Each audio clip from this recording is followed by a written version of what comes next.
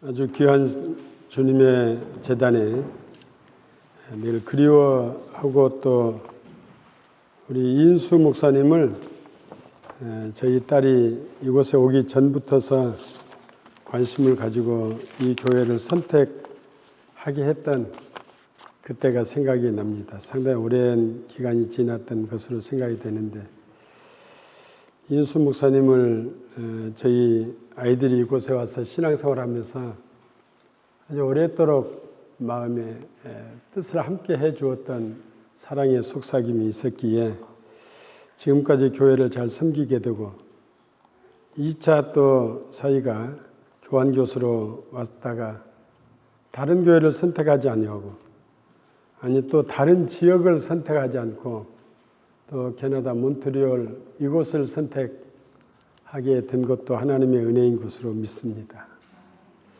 저희들은 한번 영국에 이 아이들이 있을 때에 저희들이 방문을 해서 그 교회를 찾아가 보기도 하고 두 번째로 이 캐나다 몬트리올로 왔을 때에 우리 인수 목사님을 교단을 통해서 제가 만나게 되고 이제 한 번 이곳에 왔으니까 두 번째 교환 교수는 저희들이 2달 동안 살았던 미국 캘리포니아주 세크라멘토에 있는 대학에 그곳에서 연구교수로 있었으면 좋겠다라고 해서 그쪽 학교를 다 섭외를 하기도 했고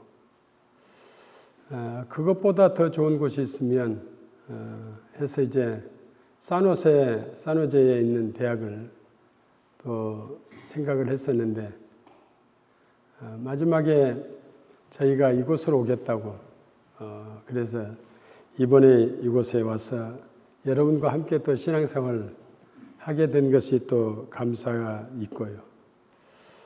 제가 교회에 와서 잠깐 기도하다가 담임 목사님이 원로 목사님과 조금 미팅을 하자 그래서 이제 그때 갔다 와서 다시 기도하는데 어디서 많이 듣던 피아노 소리가 들려서 조금 전에는 다른 분이 피아노를 쳤는데 소리가 왜 다른가 그리고 제게 귀 속에 굉장히 귀하게 들려와서 우리 딸하고 같은 음색을 하는 피아노 연주자가 있구나 그런 생각을 하고 눈을 떠서 보니까 저희 딸이 반주를 해서 제 느낌에 저 아이가 우리가 교회를 개척할 때부터 초등학교 그때 이제 6학년이었는데 그때 저희 교회 개척 반주를 시작해서 약 20여 년 이상을 교회 반주를 해주고 교회 음악을 그리고 교회 청년들을 학생들을 관리해왔던 그 교회 그때가 이제 결혼하고 떠나서 반주를 하지 않고 있으니까 오랜도록 서로 멀어졌었는데 오늘 반주 음색을 들으면서 제 딸의 제 사랑의 마음이 또 저희 교회에 은은하고 복된 교회를 만들어 왔던 그 축복이 오늘 이곳에 있구나라는 생각을 또 가졌습니다. 저는 목회하고 이제 제가 28살 때 목회를 시작했는데 43년간 목회하고 퇴직을 지난해 12월에 했습니다. 퇴직하기 전에 항상 교회가 가장 마지막 힘든 과정들을 제가 목회하면서 보면서 제가 물을 좀 보게 되었습니다.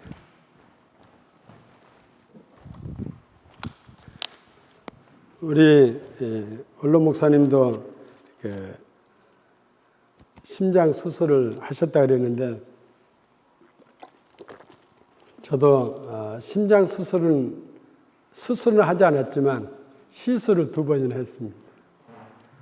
근데 이제 뿐만 아니라 제가 코골이가 너무 심해서 때로는 무호흡이 생겨가지고 잠을 자다가 깜빡하는 순간들이 많았습니다. 소리가 심하고. 그래서 제가 이제 코골이 수술을 하고 난 다음에는 이 말을 하면 산소가 제 기도로 들어가야 되는데 그것이 자꾸 막혀요.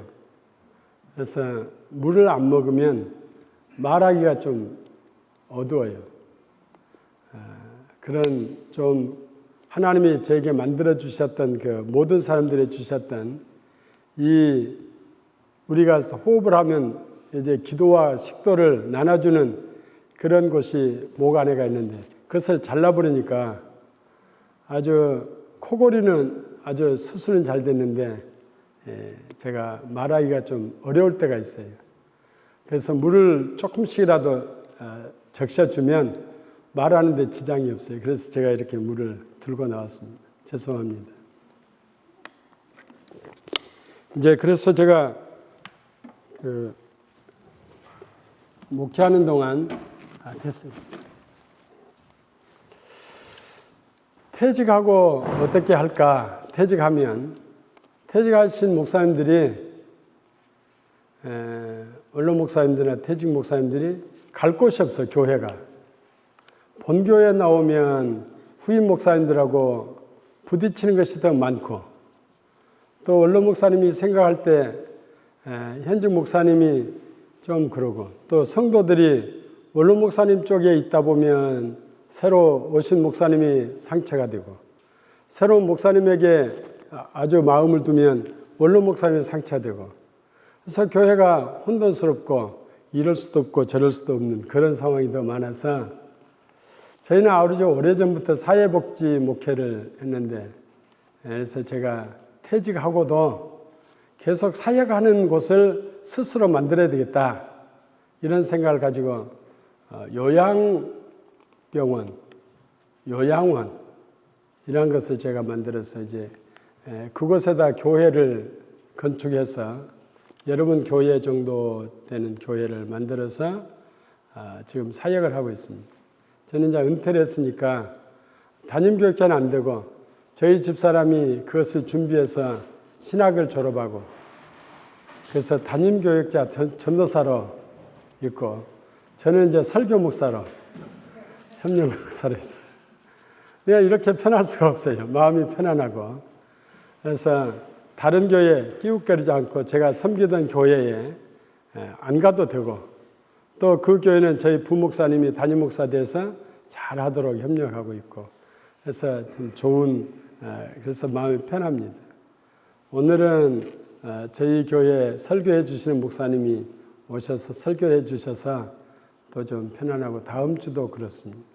이번 주에는 또 휴가 기간이 많아서 저희 아들과 집사람이 지금 직장생활을 하고 있는데 교회 안에서 아동센터를 운영하고 있는데 아들은 이제 다른 일을 하고 있고요. 휴가 기간이 많아서 아주 좀 길게 이곳에 와야 되겠다 하고 왔던 것이 여러분을 만나게 된 겁니다. 제가 이 본문을 선택한 것은 저와 취지가 거의 비슷하다 생각을 많이 합니다. 욥의 모습을. 여러분 욥이 몇 살이 되었을 때의 나이가 지금 이 고난을 당했을까? 제 생각에는 마침 제가 은퇴한 나이 70이 되었을 때 정도였을 거다. 제가 추측을 합니다. 성경에 뭐 기록이 없으니까요. 왜냐하면 욥은 자녀가 10명이에요. 아들 7, 딸 3. 근데 10명인데 모두가 다 아주 그 자녀들을 위해서 잔치를 베풀 수 있는 나이. 그래서 아이들이 그러면 대개 당시에는 여러분 우리나라도 그러지만 여자들을 기록을 많이 안 했어요. 그리고 그 장본인들만 기록하지 그 외의 것은 아니에요. 그러니까 욥의 자녀들이 몇 살이고 나이가 이렇게 기록하지 않고 또 이 아이들이 결혼을 했는지 안 했는지 기록하지 않고 때로는 기록하는 때도 있어요. 룻과 같은 경우에 보면 거기에는 기록이 다 되잖아요. 그런데 욥에게는 그 기록을 안 해요.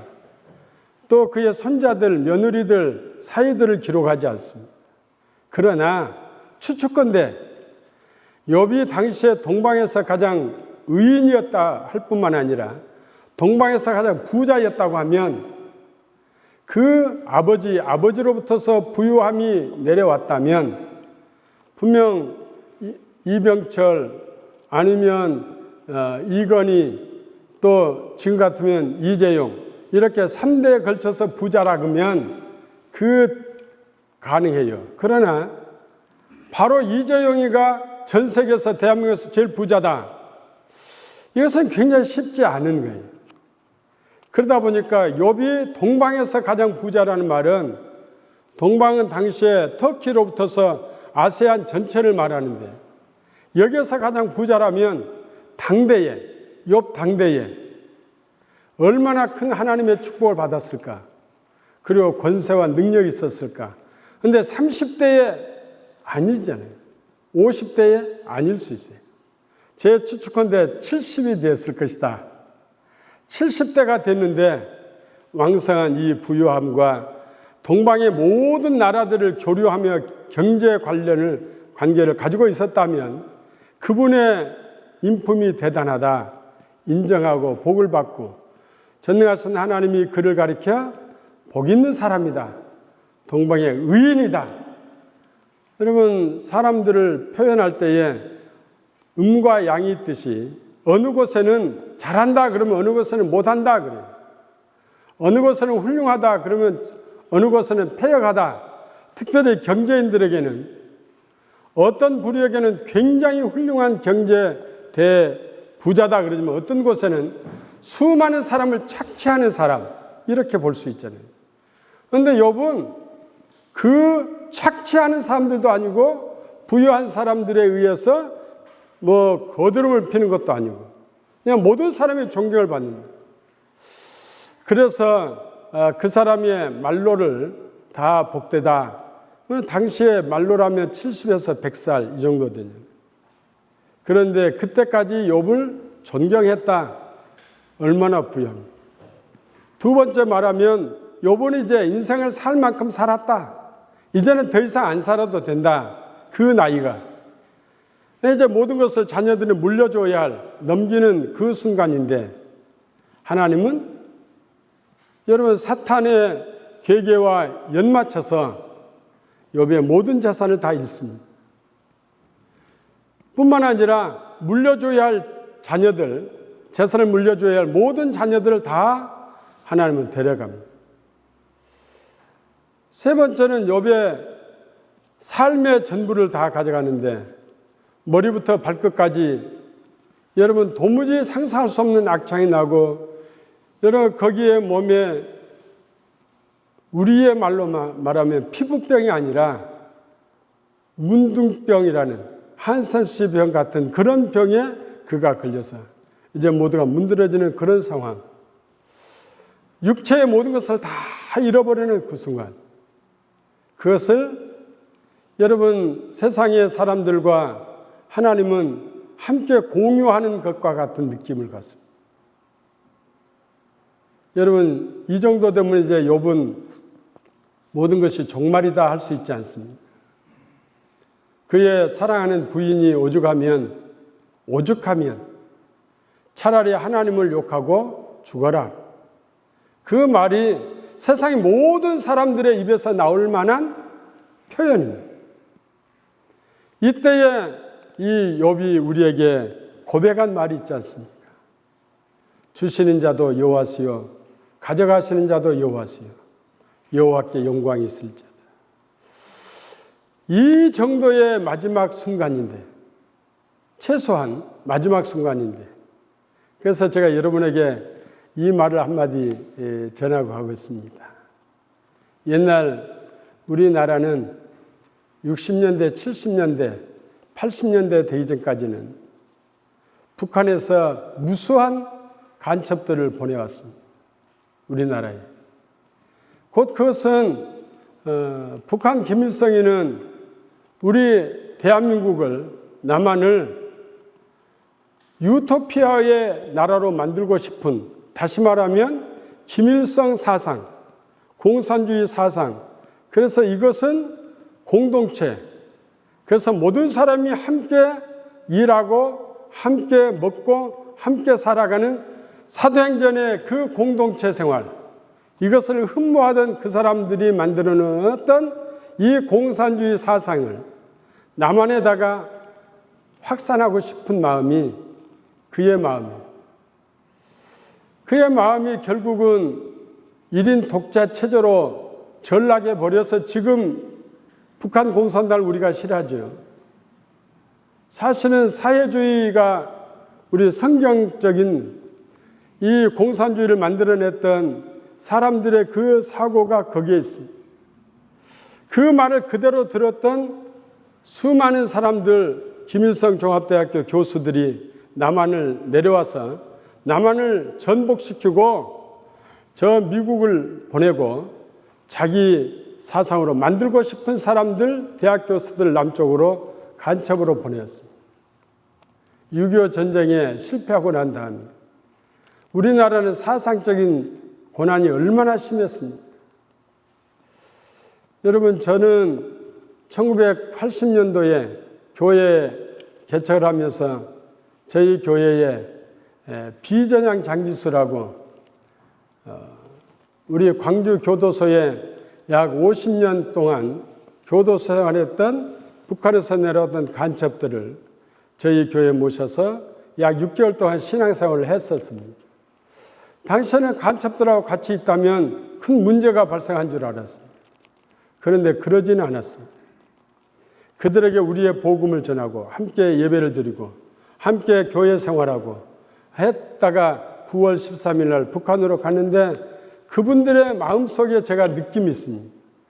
목사님, 제가 6개월 동안 광주에서 교도 생활하다가 김대중 대통령이 우리를 풀어주어서 밖에 생활을 하는데 예수를 만나게 되고 예수 믿는 사람들의 삶을 보고 아, 예수는 이러한 삶이구나. 자신들의 철학을 받아들이고 자신의 신앙을 받아들이고 결국 그래서 제가 그러면 당신도 예수를 믿으세요 라고 했더니 내 속에는 김일성 사상이 더 깊습니다.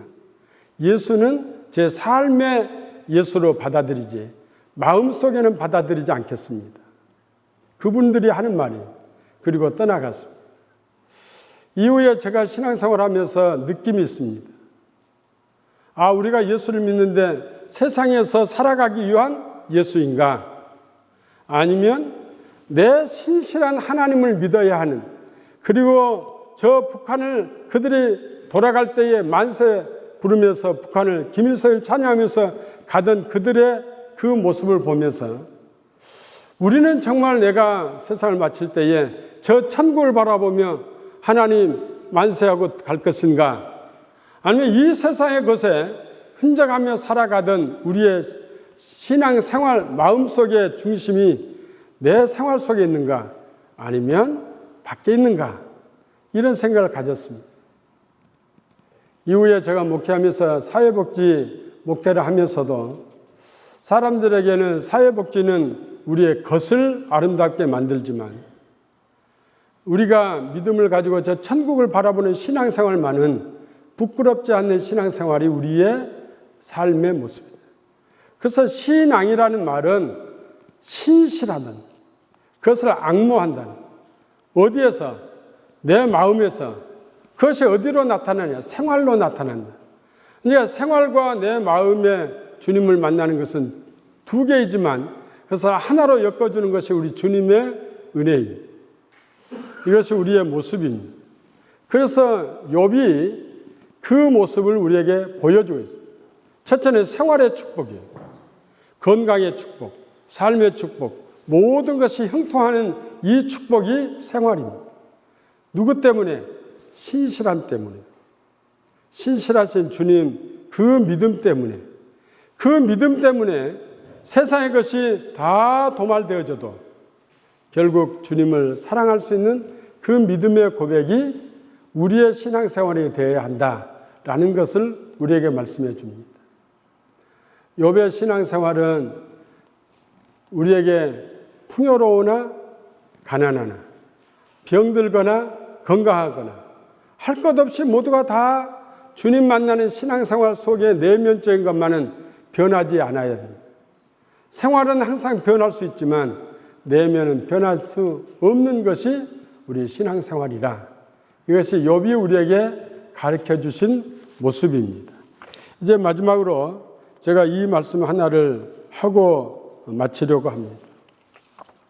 욥은 언제나 어떤 경우에나 자신의 친구들이 찾아와서 네가 이렇게 고난당하고 어렵고 환난을 당한 것은 네 죄 때문이 아니냐라고 끊임없이 죄를 파헤쳐 내려고 합니다. 그런데 욥은 끝까지 나는 무죄하다. 세상에 무죄하다라고 고백하는 사람이 얼마나 악한 사람이겠어요. 그런데 욥은 그것을 변하지 않습니다. 왜냐? 제가 느낀 것은 이거예요. 왜냐? 나는 하나님 앞에 내 죄를 고했다. 그리고 주님은 내 죄를 용서해 주었다. 이거 하나가 딱 정리가 된 거예요. 욥은. 내 죄를 용서해 주었다라는 이 표현이 나는 무죄하다. 무죄하다. 내가 죄를 안 지어서 무죄하다는 것이 아니라 죄를 고백했다. 주님은 내 죄를 용서해 주었다. 그러므로 나는 죄가 없다. 사랑하는 성도 여러분, 사람들은 자칫하면 그렇게 표현합니다. 아니, 저 김 집사님이 왜 아이가 저렇게 생겼지? 딸이 왜 저렇게 생겼지? 왜 그 집 사업이 저렇게 생겼지? 자기 가정에 왜 저에게 저렇게 문제가 발생하지? 그러면 무슨 죄를 지었을까? 하나님, 내 죄 때문입니다. 자꾸 죄 때문입니다. 그래서 죄를 자꾸 드러내서 내가 죄인이다라는 것을 고백해요. 죄인이다라고 고백하는 것은 우리가 주님 앞에 회개할 때 죄인이지, 회개하고 나면 죄인 아니다. 그래서 욥이 당당하게 자기 친구들에게 나는 무죄하다. 저는 이 사실을 믿습니다. 오늘 사랑하는 성도 여러분, 여러분도 언제나 이 사실을 믿으시길 바랍니다. 남편에게 끝없이 죄 때문이다. 아내에게 죄 때문이다. 자녀에게 죄 때문이다. 누구의 죄 때문이다라는 말을 자꾸 쓰기 시작하면 주님이 내 안에 안 계세요. 생활의 죄하고 내 속에 주님의 믿음과는 다릅니다. 그런데 생활의 죄를 가지고 내 속에 신실함을 자꾸 죄로 헤쳐내면 결국 우리는 주님을, 말로는 예수님을 믿는다 하지만 마음속에는 믿지 않는 것과 똑같습니다. 그러면 무슨 일을 만나든지 죄 때문이라는 말을 사용하면 안 된다라 할 수만 있으면. 그래서 주님, 나에게 죄를 도말해 주셨으니 나는 죄인이 아닙니다. 언젠가 제가 이 설교를 하다가 여러분, 우리 원로 목사님처럼 저는 아주 우리 교회 성도들이 얼마나 놀랐는지, 제가 예배를 인도하는데 첫째 찬송가를 하필이면 4절이 있는 찬송가를 택했어요. 뒤에 제가 제 스스로 후회했어요. 아이고, 2절만 할 걸, 2절이 있는 것을 할 걸. 그래서 예배가 막 시작돼서 찬송가 2절을 마치고 3절을 하는데 전 정신이 좀 혼미해요. 제가 글을 보면 잘 안 보여. 그래서 제가 이거 무슨 일이 생겼구나 하고 제가 강대상을 붙잡았어요. 붙잡고 3절을 하는데 나도 모르게 뻥 떨어졌어요. 그리고 제가 실신한 거예요. 성도들이 얼마나 놀랐겠어요. 그리고 제가 바로 병원으로 실려갔었는데 그때 제 속에 주님, 왜 내가 넘어지죠? 왜 쓰러지죠? 그런 경험이 있습니다. 그러니까 사람들이, 우리 집사람도 그러지만 모두가 다 놀라잖아요. 다. 근데 제 속에 무슨 생각이 드냐면 주님이 나를 사랑하시면 내 건강을 지켜주시고 나를 축복하시고 보호하실 것이다. 그런 마음이 생겨요. 그런데 병원에 실려가서 2시간 정도 있으니까 다시 회복을 했었어요. 이것이 맞다 생각해요. 생활은 제가 쓰러졌어요. 제 몸은. 얼마나 쓰러졌으니까 쿵 소리가 심했겠어요. 근데 내 마음만은 주님이 나와 함께 하시구나. 그 믿음이 변하지 않더라고요. 그래서 오늘 욥이 우리에게 보여줬던 생활과 신실함은 다르구나. 그래서 언제나 우리는 신실함을 가지자. 이걸 가지면 주님이 우리에게 축복하신 마지막 욥에게 무한한 축복을 주시고 그리고 그 이후에 130년을 더 살게 하시고 그리고 그 자녀들이 더 번성하게 하시고 삶의 축복이 얼마나 넘치는 모든 사람의 존경과 사랑을 받은 욥의 생활. 여러분 교회에 이 신앙이 계속 임하여지기를 주의 이름으로 축복합니다. 기도하시겠습니다. 전능하신 하나님 감사합니다.